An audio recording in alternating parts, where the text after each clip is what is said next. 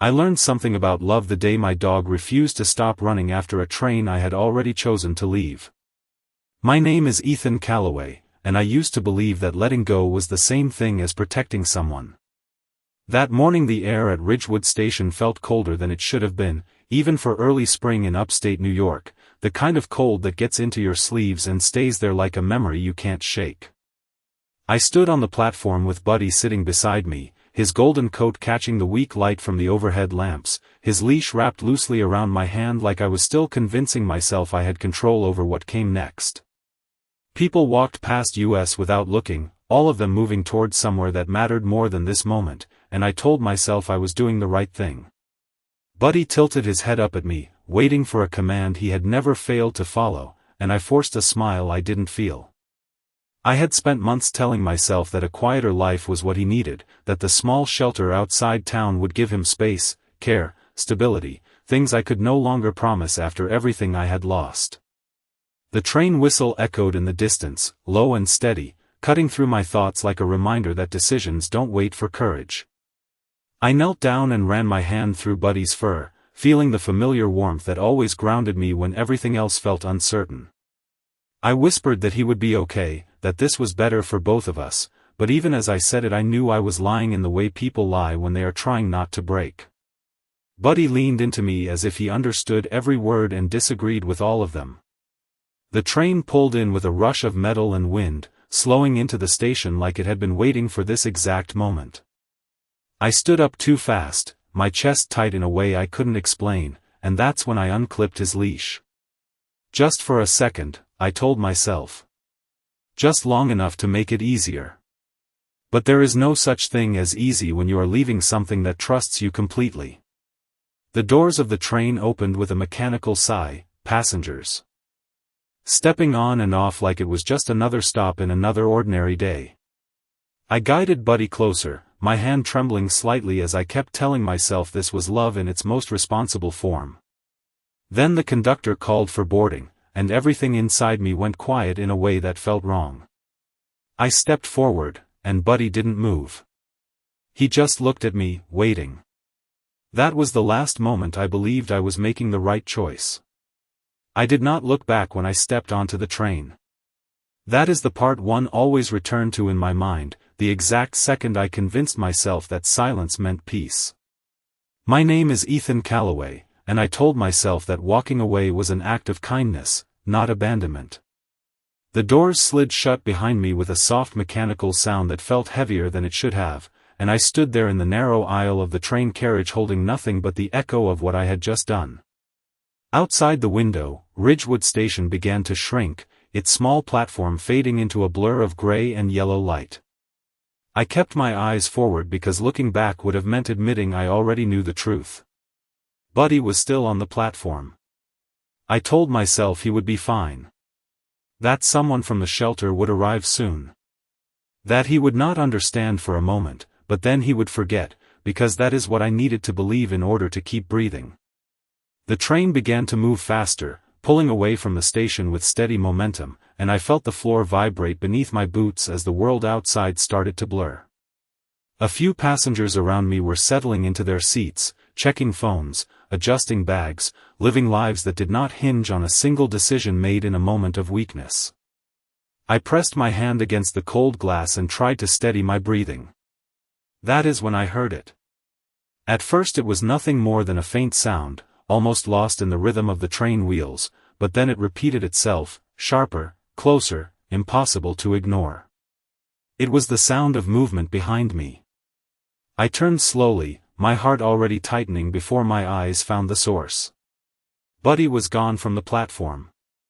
For a split second my mind refused to accept what I was seeing, as if the distance between station and train had created some kind of illusion. Then I saw him clearly through the narrowing gap between train and platform edge. He was running. Not hesitating. Not searching. Running with everything he had, his paws hitting the ground in a rhythm that matched the train in a way that made my stomach drop. Someone on the platform was shouting, but the words were lost in the wind. All I could hear was the sudden roar of the train picking up speed and the sound of my own pulse in my ears. Buddy's eyes were locked on the window where I stood, as if the entire world had been reduced to that single point of connection. I felt my fingers press harder against the glass without realizing it. He was not slowing down. He was not stopping. Every instinct in me screamed at me to move, to do something, but the train was already pulling him farther away with every second. I could see the effort in his body, the determination that made no sense in a world built on distance and departure. And for the first time since I made the decision to leave, I felt something crack inside me that I could not hold together anymore. Because I realized in that moment that he had not accepted my goodbye. And neither had I. I remember the exact moment my body stopped obeying me. The train had already gained speed, the station shrinking into something distant and unreal, but my eyes refused to leave the window. Buddy was still there, running along the narrow strip of land beside the tracks, his legs moving with a determination that did not belong to something I had just let go of. My name is Ethan Calloway, and in that moment I understood something I had never understood before, that love does not stop simply because you decide it should. I pressed my palm harder against the glass, as if I could somehow slow the world down by force alone. The inside of the train felt suddenly too small, too loud, every sound from passengers fading into a dull background noise that no longer mattered. All I could hear was the rhythm of his paws against the ground, even though I knew I could not truly hear it through the glass. I felt it like it was inside my chest. Buddy was not slowing down. He was matching the train's speed with a kind of impossible hope that made my throat tighten until I could barely breathe. I leaned closer to the window, my breath fogging the surface, and I whispered his name without realizing I was doing it. The train curved slightly, and for a brief moment I lost sight of him behind a row of trees and station structures. Panic hit me instantly, sharp and unreasoning, as if something inside me had already accepted that losing sight meant losing him completely.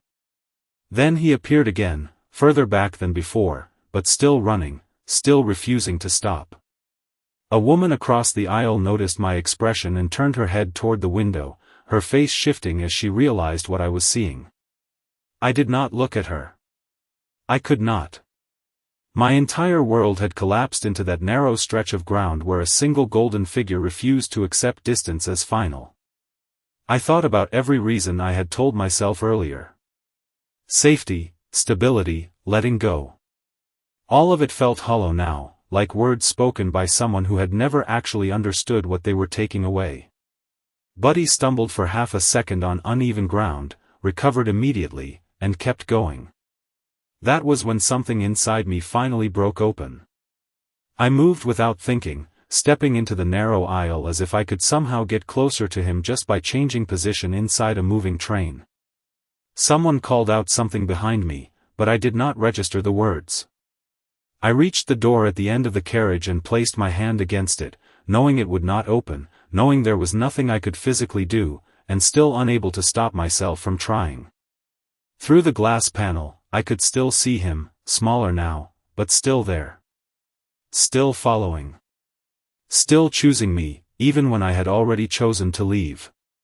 And in that unbearable distance, I finally understood that what I had called protection was never protection at all.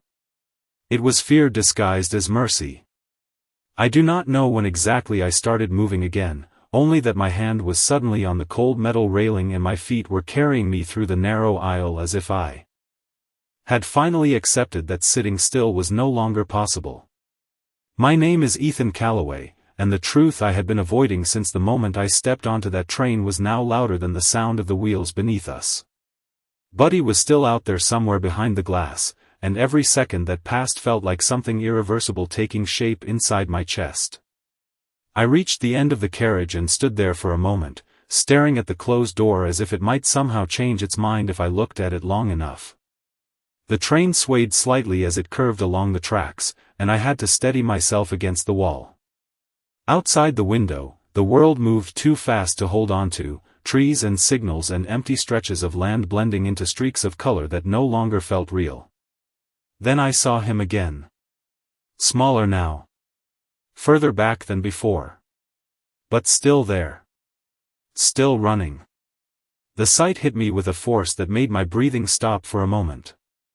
He was no longer keeping pace with the train, but he was not stopping either. There was something in the way he moved that did not belong to logic or exhaustion, only purpose. A purpose I had underestimated completely. I pressed my forehead against the glass, my eyes tracking every movement he made as the distance between us grew with each passing second. A part of me wanted to sit down and accept what I had already begun, to let the train carry me away from the weight of it all. But another part, deeper and far more honest, refused to stay silent anymore. I thought about every quiet morning he waited by the door. Every night he stayed close when I could not sleep.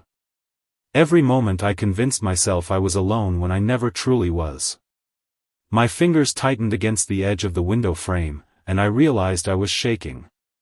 Not from cold, but from something far more unsettling. Regret does not arrive all at once. It builds in silence, in the space between what you do and what you wish you had done differently. I turned my head slightly, just enough to keep him in sight as long as I could. He was fading now into the rhythm of distance, but still moving forward, still refusing the idea that separation was final. I found myself walking again without thinking, moving toward the door at the end of the carriage, my reflection in the glass looking like someone I barely recognized. There were people around me, voices rising and falling in casual conversation, but none of it reached me anymore. My entire world had narrowed to the space between that moving train and the small figure refusing to disappear from it. I placed my hand on the door handle, not knowing what I would do if it opened, only knowing that standing still was no longer something I could survive. And behind me, through the glass, I could still see him running, smaller now but unbroken, as if distance itself had not yet convinced him to stop. I stayed frozen with my hand still on the door handle, feeling the vibration of the moving train travel through the metal and into my bones, as if the entire carriage was reminding me that I had already crossed a line I could not uncross. My name is Ethan Calloway, and at that moment I understood that distance is not something that happens in space, it happens inside you first, long before your eyes can accept it. Behind the glass, the world was shrinking into a blur of fading greens and grays, but I could still see him, Buddy, smaller now, yet refusing to disappear the way everything else in my life eventually had. I did not open the door. I could not. There was no rational way to explain what I would do if I stepped outside onto a moving train, but logic had already stopped being part of my decision-making. All I could think about was the rhythm of his running, the way it refused to break even as the ground beneath him demanded it should. I turned back toward the window, pressing my palm flat against it again, as if contact alone could bridge something that physics had already decided to erase. The train curved slightly, and for a moment the angle gave me one last clear view. Buddy was still there, but the space between us had grown into something I could feel more than see. It was not just distance anymore. It was separation becoming final shape. My throat tightened as I remembered every moment I told myself I was doing the right thing, every quiet justification I built around the idea that letting go meant protecting him. Now all of it felt like a language I no longer believed in. A woman seated nearby had stopped pretending not to notice me. I could feel her eyes, careful and uncertain, as if she understood that whatever was happening outside the window mattered more than anything inside the train. But I could not explain it to her. I could barely understand it myself. Buddy stumbled for a fraction of a second on uneven ground, then corrected immediately, as if refusing even the suggestion of stopping. That small correction destroyed something inside me. It was not dramatic. It was quiet. The kind of breaking that does not announce itself until after it has already changed everything. I slid down slightly against the wall, still standing but no longer fully steady, my hand never leaving the glass. The train picked up speed again, and I realized with a strange clarity that he was no longer running beside us.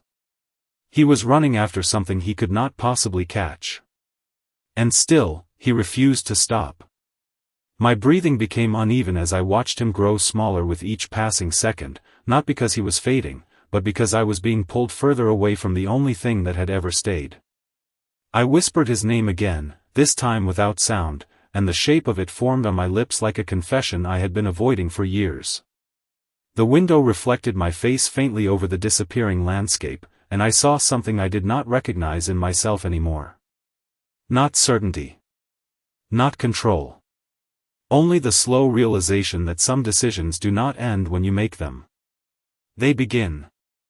And somewhere far behind the speeding train, Buddy kept running. I stopped trying to pretend I was breathing normally after a while, because the truth was I was not really breathing at all in the way I used to understand it. My name is Ethan Calloway, and somewhere between the rhythm of the train and the fading world outside the window, I had begun to understand that some moments do not pass, they stay inside you and change the shape of everything that comes after them. Buddy was still out there, but I could no longer tell how close or far he was. The land beside the tracks had turned into long blurred stretches of green and gray, broken only by poles and distant trees that appeared and disappeared like fragments of a memory I could not fully hold on to. I pressed my forehead against the glass again, not because it helped, but because I needed to feel something solid while everything inside me kept shifting. The reflection staring back at me looked unfamiliar, like a version of myself that had made a decision without understanding its cost. I remember thinking that silence had never felt this loud before. Around me, the train continued its ordinary rhythm, passengers adjusting their seats, someone turning a page, someone else checking the time on their phone as if the world was still predictable. But I was no longer in that world. I was somewhere suspended between motion and regret, watching the distance grow between me and something that had never once asked for anything except to stay close. Then I saw him again, faint at first, almost blending into the land itself, but unmistakable once my eyes locked onto the movement. Buddy was still running. Not with the same speed anymore, but with the same refusal. That detail mattered more than anything else. Because it meant that even now, even after everything, he had not decided to stop. My chest tightened in a way that made it hard to tell where emotion ended and physical reaction began. I found myself gripping the edge of the window frame again, my knuckles pale, as if holding on could somehow alter what was already happening. I thought about all the mornings I had opened the door and he had been there, waiting without hesitation, as if time itself was something he trusted me to manage. I thought about how easily I had convinced myself that leaving could be a form of care. The train shifted slightly, and for a brief moment the angle of the window aligned perfectly with the path behind us, giving me a clearer view than I wanted. Buddy was smaller now, but still centered in my vision, still moving forward even as the space between us expanded beyond anything I could measure in miles or minutes. There was something unbearable about the simplicity of it. No calculation. No reasoning. Only direction. Toward me. I closed my eyes for a second, and when I opened them again, nothing had changed except the certainty growing inside me that I had misunderstood everything I thought I knew about letting go. And in that widening silence between train and distance, I realized he was not losing me yet. He was still trying to reach me. I did not realize I had started moving again until my hand was already on the emergency door handle at the end of the train carriage, as if my body had made a decision my mind had not fully approved yet. My name is Ethan Calloway, and everything I believed about distance, about control, about letting go, had already collapsed into something far simpler and far more unbearable. Outside the window, the world was no longer stable shapes of land and sky, but a continuous blur of motion that only occasionally revealed fragments of the road beside us. And there, still, impossibly still, Buddy was running. Not with the same strength anymore, not with the same effortless rhythm he had at the beginning, but with something that hurt more to witness because it carried intention instead of energy. He was tired. I could see it now in the way his body no longer lifted as high, in the way each stride seemed to cost more than the last.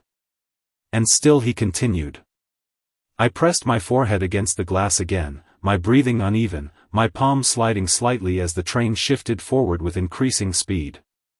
There were people around me now noticing, a few turning their heads toward the window, sensing something they did not yet understand. But I could not look away long enough to explain anything to anyone. All I could see was him refusing the very idea of stopping. The track curved slightly, and for a moment the angle made him disappear behind a stretch of trees and steel posts, and I felt something inside me drop so suddenly that my stomach tightened in response.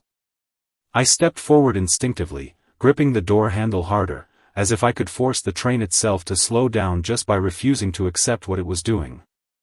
Then he reappeared. Further back now. Smaller. But still moving. That detail broke something open in me that had been resisting until now. Because I realized he was not chasing the train anymore in any logical sense. He was chasing the idea that I was still reachable. My throat tightened as I watched him stumble slightly on uneven ground, a brief misstep that almost made him fall, but he corrected himself immediately, refusing even that pause as an option. That moment hit me harder than anything before it, because it showed me that stopping was not something he understood as a possibility.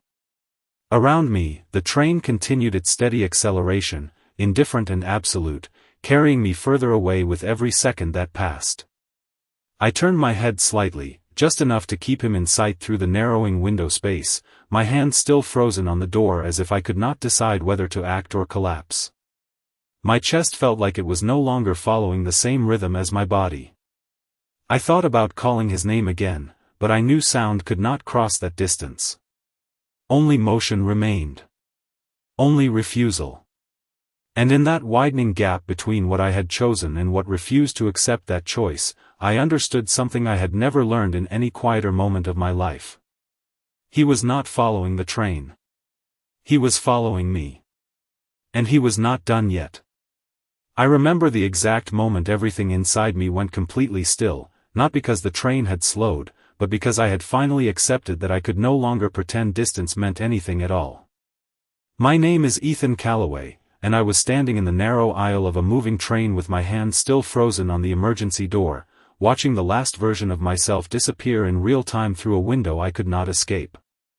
Buddy was still there. Still running. But now the space between us had grown into something almost unrecognizable, a long stretch of fading land where his shape appeared and vanished with every shift of the train's movement. I pressed my forehead against the glass one last time, not because I expected it to help, but because I needed to feel something physical while everything inside me was dissolving into regret. His pace was no longer strong. It was uneven now, each stride carrying more weight than before, as if the act of continuing had become a decision rather than instinct.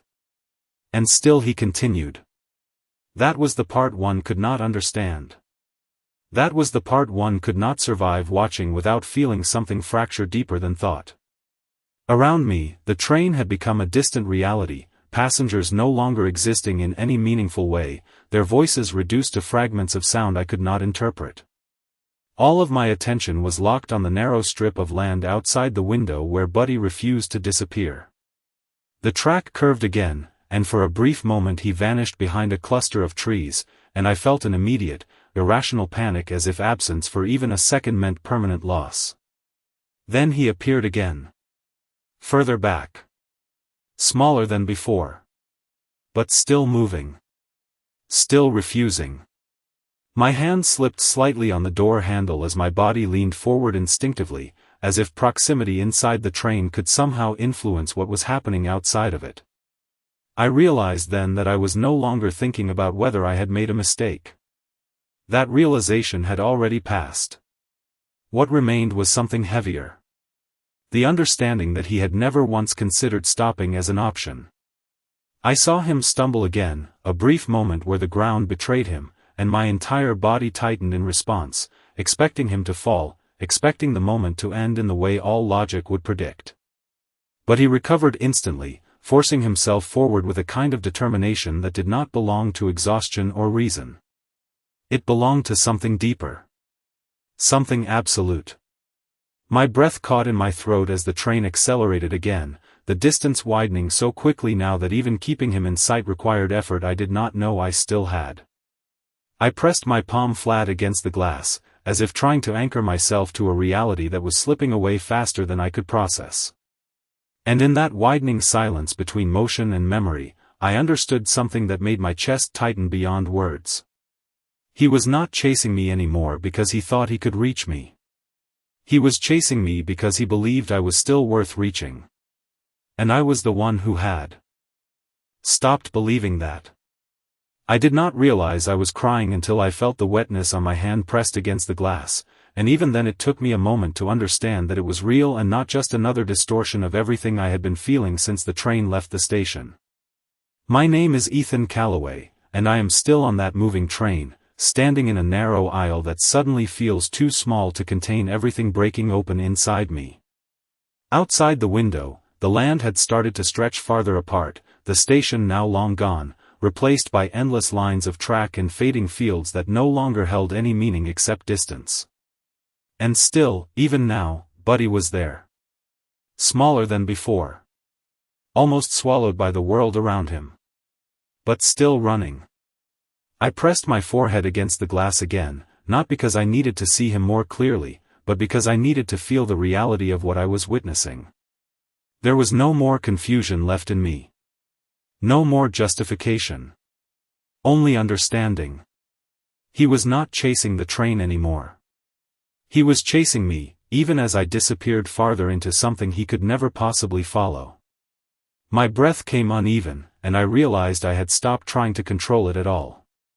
The train continued forward with absolute certainty, indifferent to everything happening inside it or outside it, and I felt for the first time that I was not moving with it, but being taken away by it.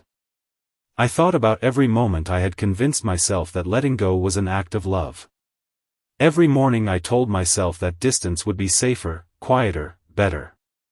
But nothing about this moment felt like safety. Nothing about it felt like peace. Buddy stumbled again in the distance, a small hesitation that should have meant stopping, but instead became only another correction, another refusal to give up. That was when something inside me finally collapsed completely. I moved without thinking, stepping back from the window, then forward again, my hand still gripping the door handle even though I knew it would not change anything. My reflection in the glass looked unfamiliar now, not because I did not recognize my face, but because I no longer recognized the belief behind it. The belief that leaving could ever be the same as protecting. I pressed my palm flat against the window one last time, and for a moment everything outside slowed in my perception, as if the world itself was allowing me a final second to understand what I had done. Buddy was almost gone now, reduced to a small moving shape against the endless line of track, but even at that distance, I could still feel him. Not visually. Not logically. But in a way that felt deeper than sight. And in that final moment, I understood something that stayed with me longer than the train, longer than the distance, longer than anything else I had ever believed about love. Some things do not stop simply because you leave them behind. And some hearts do not accept goodbye, no matter how far you go.